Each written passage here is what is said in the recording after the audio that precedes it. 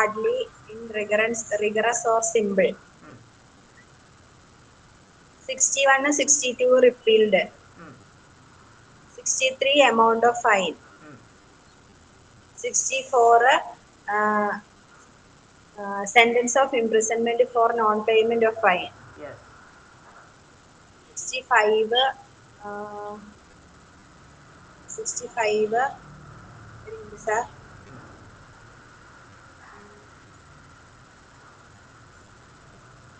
ശരി പോട്ടെ 66 പറ. 65 limit അല്ലേ? അതെ. Limit to imprisonment for fine. Fine and imprisonment is awardable. അതല്ലേ സാർ? 65 അല്ലേ? Limit imprisonment four non payment of fine pen imprisonment fine avoidable. ശരിയാ. 66 description of description of sentence of imprisonment for non-payment of fine. Okay. പിന്നെ 67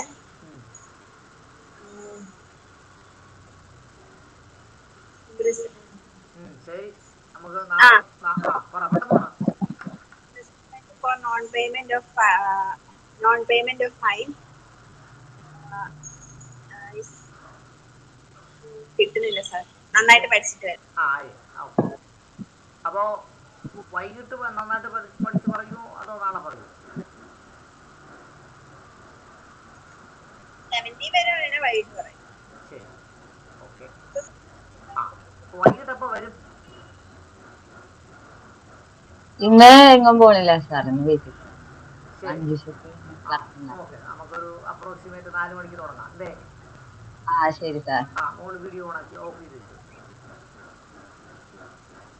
അപ്പോ next പഠിക്കാനുള്ള 72 അല്ലേ? 32 അല്ലേ?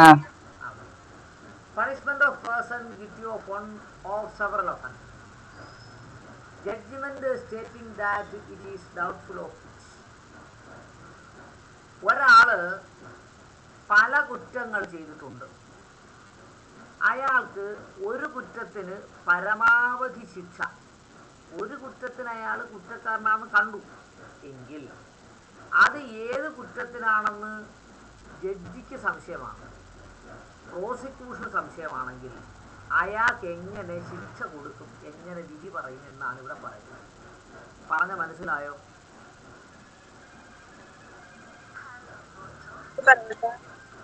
ഇല്ല മക്കളെ, ഞാനൊരു കോൾ എടുത്തോട്ടെ.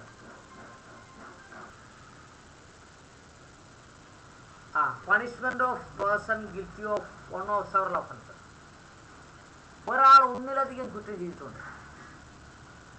The judgement stating that it is doubtful.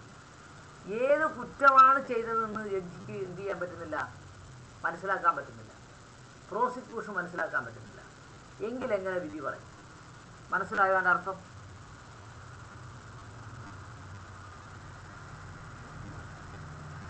മനസ്സിലായി sir. In all cases in which the judgment is given that a person is guilty of one of several offences specified in the judgment, but that it is doubtful of which of these offences he is guilty, and the offence shall be punished for offence for which the lowest punishment is provided for the same punishment is not provided for all. ഇവിടെ എന്താ പറഞ്ഞേക്കുന്നത്?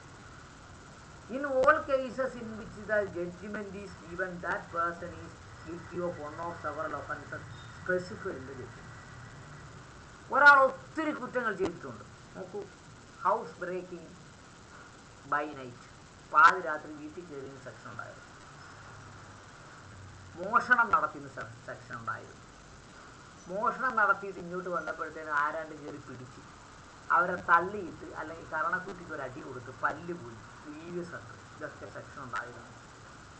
അയാൾ ഓടി സമയം അയലത്തുകാരൻ കയറി വട്ടം പിടിച്ചു, അവൻ്റെ പള്ളക്ക് കുത്തി.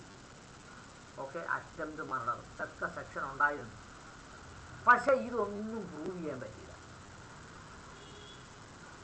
ഒന്നും പ്രൂവ് ചെയ്യാൻ പറ്റില്ല. എങ്കിൽ സ്വാഭാവികമായും അയാൾ എന്ത് ചെയ്യും? അക്വിറ്റി, കുറ്റവിമുക്തനാണ്.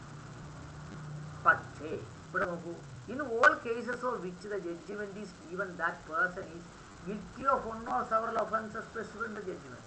ആ ജഡ്ജ്മെന്റിൽ എന്താണോ പറഞ്ഞിരിക്കുന്നത്, ഏത് കുറ്റമാണോ ചെയ്തെന്ന് പറഞ്ഞിരിക്കുന്നത്, ആ കുറ്റത്തിന് അയാളെ ശിക്ഷിക്കും. But that it is doubtful of which these offences, ഏത് ഒഫൻസ് ആണെന്ന് ജഡ്ജിക്ക് ഉറപ്പിച്ച് പറയാൻ പറ്റുന്നില്ലെങ്കിൽ ഈസ് ഗിൽറ്റി.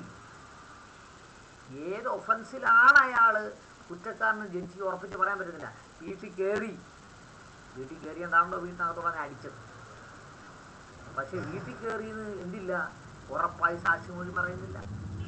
സാക്ഷി റിപ്പോർട്ടഡ് അല്ലെങ്കിൽ സാക്ഷി കൂറുമാറി. മോഷണം നടന്നു, സാക്ഷി ഉണ്ടായിരുന്നു, സാക്ഷി കൂറുമാറി. പക്ഷേ വീട്ടിനകത്തിരുന്ന സ്വർണം ആര് പിടിച്ചു? എവന്റെ കയ്യിൽ നിന്ന് പോലീസ് പിടിച്ചു. അപ്പം മോഷണം നടന്നു എന്നായി. പക്ഷെ ആ മോഷണം നടത്തിയത് വീട്ടിനകത്ത് വെച്ചാണ് പുറത്തു വെച്ചാണെന്ന് അറിയത്തില്ല. അങ്ങനെയെങ്കിൽ അപ്പോൾ അവൻ പറയുന്നു മോഷണം നടന്നതല്ല, എൻ്റെ കയ്യിൽ പൈസ മേടിച്ചിട്ട് തന്നതാ സ്വർണം. അതാണ് ഡിഫൻസ്. അങ്ങനെ ഡിഫൻസ് എടുക്കാമല്ലോ. ഡിഫൻസ് വേറെ എന്തെല്ലാം ഡിഫൻസ് എടുക്കുമെന്ന് അറിയാം. അങ്ങനെ ഹീസ് ഗിൽറ്റി, അവൻ കുറ്റക്കാരനാണ്. The offender shall be punished for the offense for which the lowest punishment is provided if the same punishment is not provided for all. ഏത് സെക്ഷനിലാണോ അയാളെ ശിക്ഷിക്കാൻ ഉദ്ദേശിക്കുന്നത് അതിൻ്റെ ലോവസ്റ്റ് പണിഷ്മെന്റ് വേണം കൊടുക്കാൻ. ഏറ്റവും ചെറിയ punishment is not provide for rule. അങ്ങനെ എല്ലാ സെക്ഷനും പണിഷ്മെന്റ് കൊടുക്കാനും പറ്റില്ല. അയാൾ കുറ്റക്കാരനാണെന്ന് കണ്ടെത്തിയ സെക്ഷനിലെ ലോവസ്റ്റ് പണിഷ്മെന്റ് ഏതാണോ അതിൻ്റെ ശിക്ഷ കൊടുക്കാം. മനസ്സിലായോ? മനസ്സിലായി സാർ. ഓക്കെ, ആ വായിച്ച കേൾക്കട്ടെ മക്കളെ. 71 limit, section 71 limit. ഒരു minute. Section 72 punishment of person guilty of one of several offences, the judgment stating that it is doubtable for which.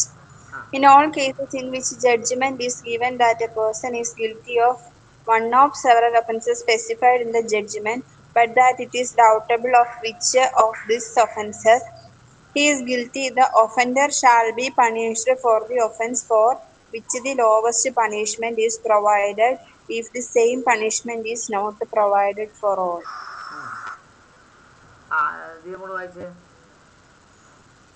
Section 22. Punishment of person guilty of one of several offences, the judgment stating that it is doubtful of which.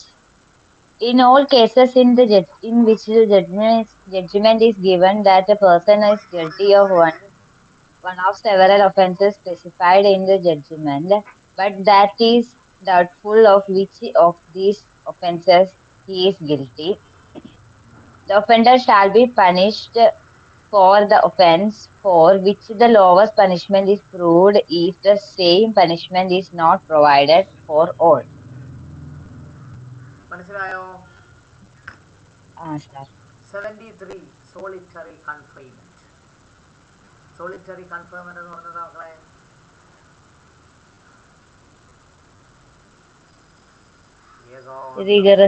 ഏകാന്തസ്ഥലം, ഒറ്റയ്ക്കൊരു റൂമിൽ തടക്കുക. Solitary confinement ഏറ്റവും വലിയ ശിക്ഷ അതാണ് പറയുന്നത്. Whenever any person is convicted of offense for which the court, under this code, the court has the power to sentence him rigorous imprisonment. ഒരാളെ എപ്പോഴാണോ rigorous imprisonment കൊടുക്കുന്നത്, the court may, കോടതിക്ക് വേണമെങ്കിൽ ബൈ സെന്റൻസ്, ആ ഉത്തരവിൽ തന്നെ order that offender shall be kept in solitary confinement. ഒരാളെ rigorous imprisonment, കഠിന തടവിന് ശിക്ഷിക്കുകയാണെങ്കിൽ അയാൾക്ക് അതേ ഉത്തരവിൽ തന്നെ സോളിറ്ററി കൺഫൈൻമെന്റ് കൊടുക്കാം. For any portion or portions of imprisonment four which he is sentenced. അയാളെ 2 വർഷത്തേക്ക് കഠിന തടവിന് ശിക്ഷിച്ചുവെങ്കിൽ 2 വർഷവും സോളിറ്ററി കൺഫൈൻമെന്റ് കൊടുക്കാം. അല്ലെങ്കിൽ 1 വർഷം സോളിറ്ററി കൺഫൈൻമെന്റ് കൊടുക്കാം, അല്ലെങ്കിൽ 6 മാസം സോളിറ്ററി കൺഫൈൻമെന്റ് കൊടുക്കാം. Not exceeding 3 months in a whole. ഇവിടെ ഒരു കണ്ടീഷൻ വെച്ചിട്ടുണ്ട്. Not exceeding 3 months in a whole. പൂർണ്ണമായും അയാൾക്ക് മൊത്തം സോളിറ്ററി കൺഫൈൻമെന്റ് കൊടുക്കുന്നത് എത്ര മാസേ പാടുള്ളൂ? 3 മാസം. അക്കോർഡിംഗ് ദ ഫോളോയിങ് സ്കെയിൽ, താഴെ പറയുന്ന സ്കെയിൽ അനുസരിച്ച് അയാളെ 3 മാസത്തേക്ക് ഏകാന്ത തടവിന് ശിക്ഷിക്കാം. A time not exceeding 1 month if the term of imprisonment shall not exceed 6 months. 6 മാസത്തിൽ കൂടാത്ത ശിക്ഷയാണ് മൊത്തം കൊടുക്കുന്നതെങ്കിൽ സോളിറ്ററി കൺഫൈൻമെന്റ് എന്ത് കൊടുക്കാൻ പാടുള്ളൂ? പരമാവധി 1 മാസം കൊടുക്കാൻ പാടുള്ളൂ. മനസ്സിലായോ?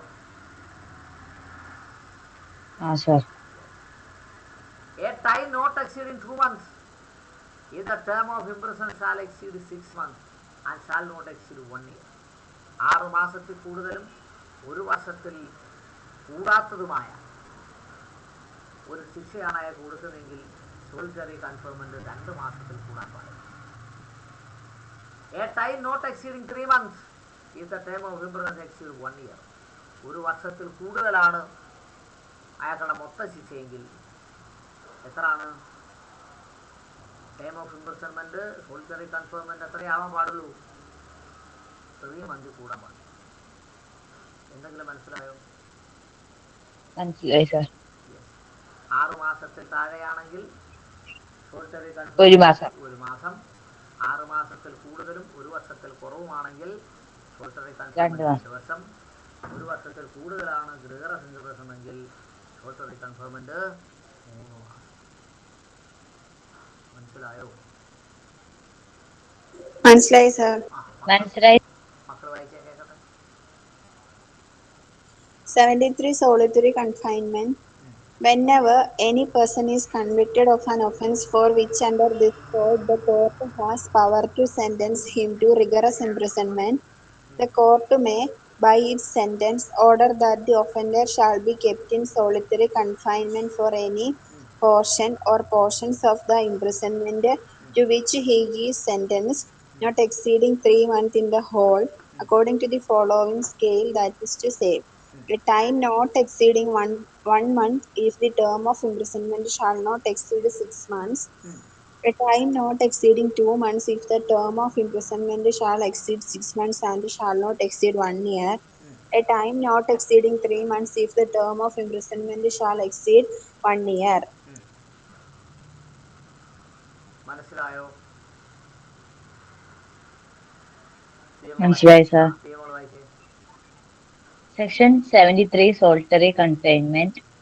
Whenever any person is convicted of an offence for which under this code the court has power to sentence him to rigorous imprisonment, the court may by its sentence order that the offender shall be kept in solitary confinement for any of portion or portion of the imprisonment to which he is sentenced not exceed 3 months in the whole, according to the following scale, that is to say, a time not exceed 1 month if the term of imprisonment shall not exceed 6 months.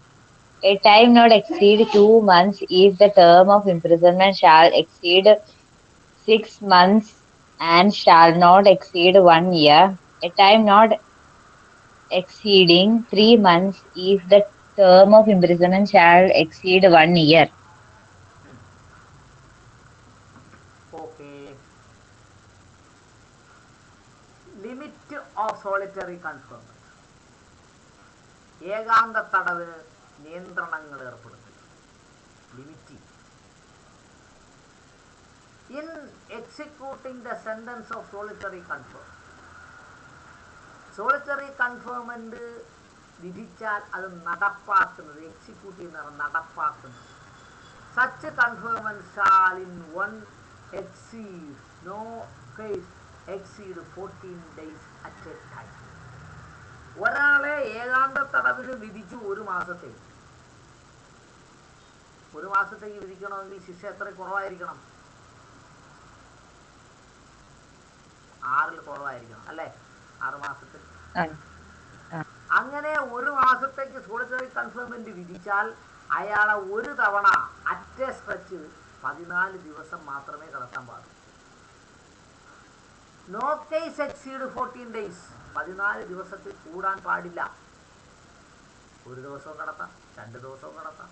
പരമാവധി അറ്റ stretch എത്ര ദിവസം കടത്താൻ പാടുള്ളൂ? 14.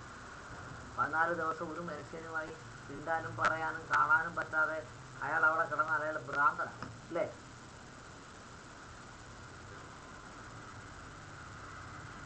അല്ലേ? അങ്ങനല്ലേ? അതെ sir. അതുകൊണ്ടാണ് ഈ മൊബൈൽ ഫോൺ ഉള്ളവർ ഒറ്റയ്ക്കിരിക്കുമ്പോൾ എന്ത് ചെയ്യുന്നു, നമുക്ക് ഏറ്റവും പ്രിയപ്പെട്ടവരെ വിളിക്കുന്നത്. ഫ്രീ ആണോ? ആ ഫ്രീ ആണ്.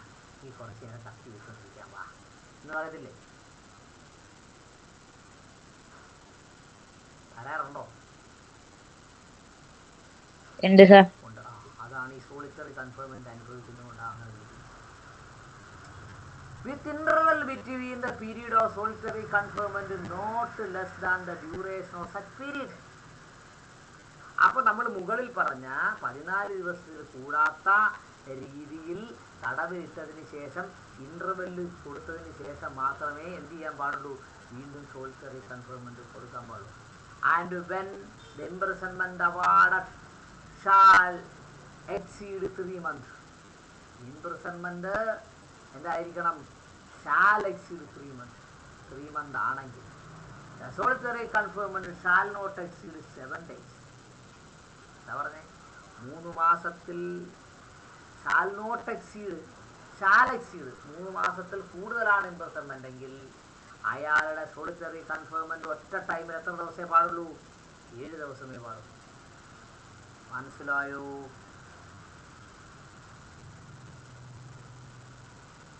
മനസ്സിലായി സാർ. അത് സാർ അതൊന്നും കൂടി പറയാം.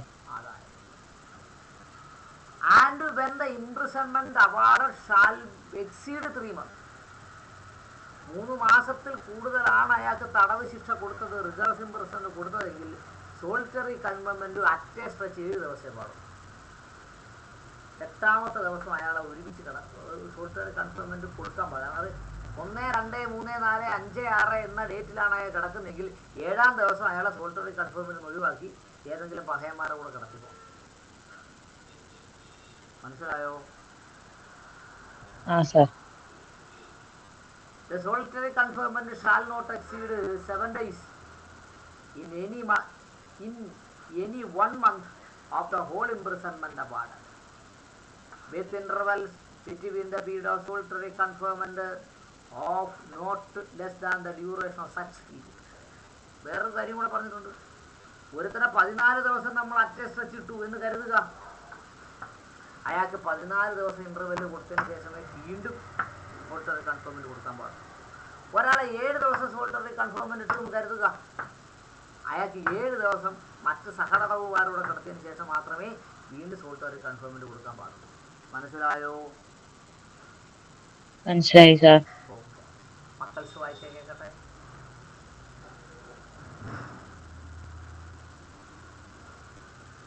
73. 74. Limit of solitary confinement. In executing a sentence of solitary confinement, such confinement shall in no case exceed 14 days at a time, with intervals between the period of solitary confinement of not less duration than such periods. And when the imprisonment awarded shall exceed 3 months, the solitary confinement shall not exceed 7 days in any 1 month of the whole imprisonment awarded, with intervals between the period of solitary confinement of not less duration than such periods. മനസ്സിലായോ? മനസ്സിലായോ? Yes, sir. നീ അങ്ങോട്ട് വായിച്ചേ. Section 74. Limit of solitary confinement. In executing a sentence of a solitary confinement, such confinement shall in no case exceed 14 days at a time, with interval between the period of a solitary confinement of not less during than such periods, and when the imprisonment awarded shall exceed 3 months, the solitary confinement shall not exceed 7 days in any 1 month of the whole imprisonment awarded, with interval between the period of the solitary confinement of not less during that such period.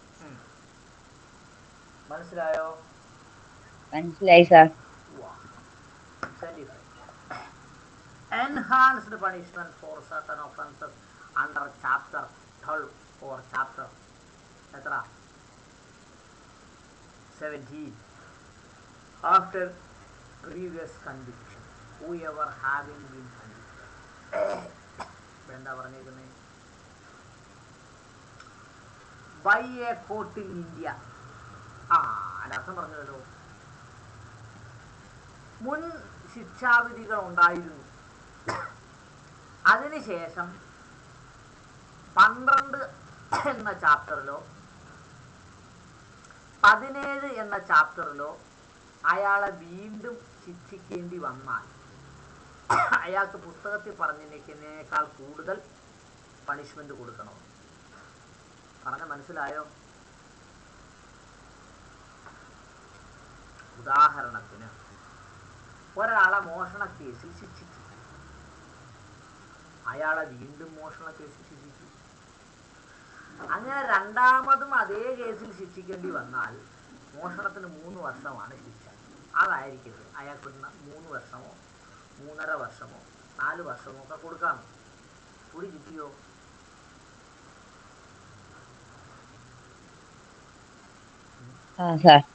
First rank കിട്ടുന്ന കുട്ടിക്ക് PTA സമ്മാനം കൊടുക്കും, സ്കൂളുകാർ സമ്മാനം കൊടുക്കും, വീട്ടുകാർ സമ്മാനം കൊടുക്കും, നാട്ടുകാർ സമ്മാനം കൊടുക്കും. അതുപോലെ അവൻ ഒരു കുറ്റം ചെയ്തു, കോടതി ആദ്യം ഒരു ശിക്ഷ കൊടുത്തു, മര്യാദയ്ക്ക് ജീവിച്ചോണമെന്ന് പറഞ്ഞു, പറഞ്ഞാൽ കിട്ടില്ല. വീണ്ടും അതേ കുറ്റം തന്നെ ചെയ്തു, അയാൾക്ക് ശിക്ഷ കൂടുതൽ കൊടുക്കും. ഏറ്റവും ബെസ്റ്റ് ഉദാഹരണം പോക്സോ കേസാണ്. അയാൾ ഒരു തവണ പോക്സോ ചെയ്തു, കോടതി ശിക്ഷിച്ചില്ല, നാട്ടുകാരും അറിഞ്ഞില്ല. രണ്ടാമതും പോക്സോ ചെയ്തു, അതും അറിഞ്ഞില്ല. കോടതി ശിക്ഷിച്ചില്ല, പോലീസുകാർ പറഞ്ഞില്ല. മൂന്നാമതും ചെയ്തു, നാലാമതും ചെയ്തു. അങ്ങനെ എത്ര തവണ ചെയ്യുന്നു, ഓരോ തവണ ചെയ്യുന്നതിനും ഇത് പണിഷ്മെന്റ് കൂടി കൂടി കൂടി കൂടി കൂടി. ഞാൻ പറഞ്ഞ മനസ്സിലായോ? പണിഷ്മെന്റ് കൂട്ടുമെന്നല്ല പറഞ്ഞത്. അതെ, എൻഹാൻസ് ചെയ്യുന്നു, കൂടുതൽ കൂടുതൽ കൂടുതൽ കൊടുക്കുന്നു. Sir.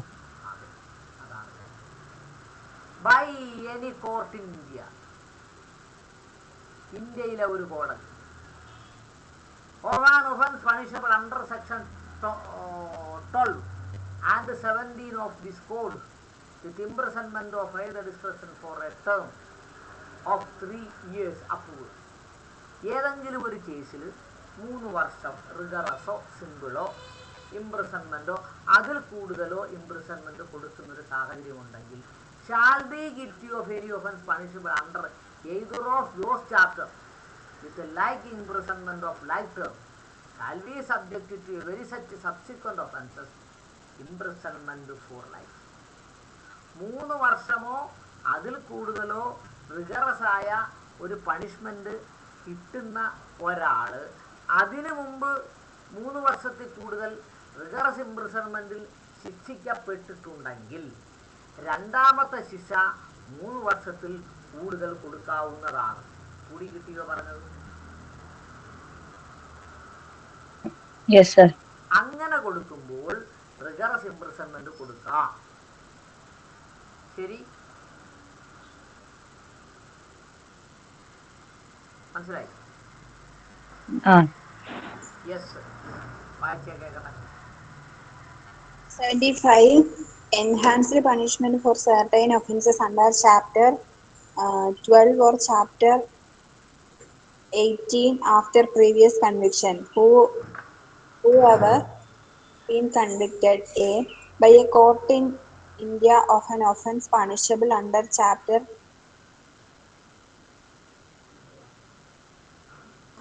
of this code with imprisonment of either description for a term of 3 years or upwards shall be guilty of any offence punishable under either of those chapters with like imprisonment for the like term shall be subject for every such subsequent offence to imprisonment for life or to imprisonment of either description for a term which may extend to 10 years.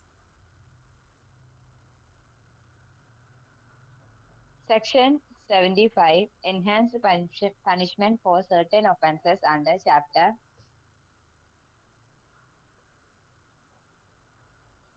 11 or Chapter 17 after previous conviction. Whoever having been convicted by a court in India of an offence punishable under Chapter 11 or Chapter 17 of this code with imprisonment of either description for a terms of 3 years or upwards shall be guilty of an offence punishable under either of those chapters with like imprisonment for the like term shall be subject for every such subsequent offences to imprisonment for life or to imprisonment of either description for a term which may extend to 10 years. Yes.